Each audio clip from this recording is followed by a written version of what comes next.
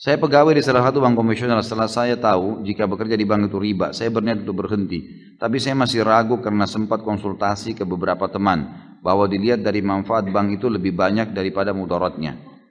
Karena hampir seluruh perusahaan yang ada di Indonesia menggunakan jasa bank. Baik, kira-kira kalau antum meninggal dunia, antum akan bilang sama Allah apa nih? Ya. Oh, ini karena banyak manfaatnya buat orang. Lalu Allah cuma jawab satu, tapi saya haramkan. Kira-kira kita mau jawab apa? Urusannya mau manfaat bagi orang banyak atau tidak, intinya haram. Orang buka tempat perzinahan, teman-teman. Ingat ya, riba, zina, durhaka sama orang tua, dosa besar semua ini. Berarti levelnya sama. Untuk lebih memahami, bagaimana kalau ada orang bilang, saya buka jasa perzinahan untuk memberikan manfaat kepada orang. Supaya orang yang mau melampiaskan syahwatnya bisa masuk di situ. Manfaat buat orang, tapi haram. Tanggung jawab hari kiamat. Nggak bisa. Sama halnya dengan ini, teman-teman sekalian. Jangan pernah takut untuk meninggalkan sesuatu yang haram. Dan kalau teman-teman seperti ini, sudah sering saya jawab. Kalau antum sedang ada perasaan takut mau meninggalkan karena ini haram, datang ke seorang ustadz, saya mau tinggalkan nih, tapi saya nggak tahu nih, saya nggak tahu harus bagaimana nanti nama baik saya sudah terlanjur punya kerjaan, teman-teman saya, keluarga saya, kemudian saya juga sudah punya pendapatan, dan seterusnya lah, fasilitas kendaraan dan macam-macam. Kalau saya tinggalkan, maka martabat saya, nama saya, makanan saya, semuanya terganggu nih. Dan itu. Seperti itulah. Bapak bagaimana hukumnya? Tetap, jawaban agama haram. Dan kalau anda mau lebih pasti, lebih aman, tinggalkan. Karena kalau tetap bertahan pada sesuatu yang haram, konsekuensi pembersihannya lebih lama. Sementara kalau dosa yang kita kerjakan saja, tidak kita tahu masih ada pembersihan, yang kita tahu sedikit juga pembersihannya ada. Apalagi kalau yang sudah besar, bertahun-tahun antum bertahan. Kemarin saya subhanallah waktu di Pontianak, pas lagi makan, tidak sengaja seorang notaris saudara kita yang mengundang di Pontianak itu, kemudian makan siang di rumah makan Padang. Dia undanglah teman-temannya dia. Di antaranya kepala cabang bank konvensional di situ. Duduk depan saya. Lalu kemudian setelah makan diperkenalkan, oh ini kepala bank semua banyak. Ada syariah, ada yang konvensional. Mata saya nyorot ke yang konvensional nih.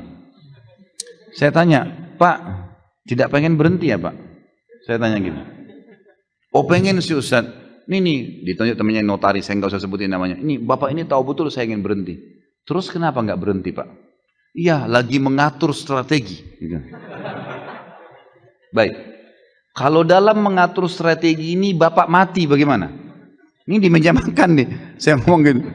Kalau Bapak mati sementara atur strategi, bagaimana tanggung jawabnya hari kiamat? Dia diam.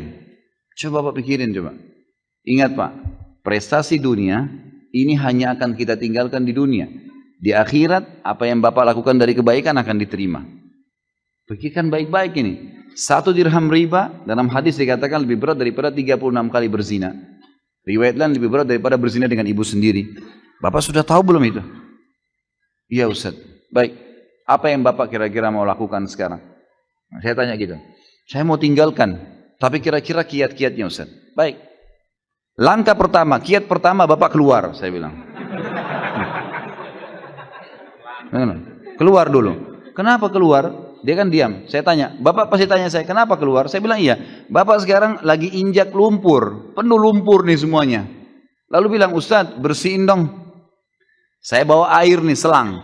Kalau saya siram, sementara Bapak di lumpur, tambah becek. Saya sampaikan hukum, Bapak masih tetap mau kerja di situ, tambah beban tuh.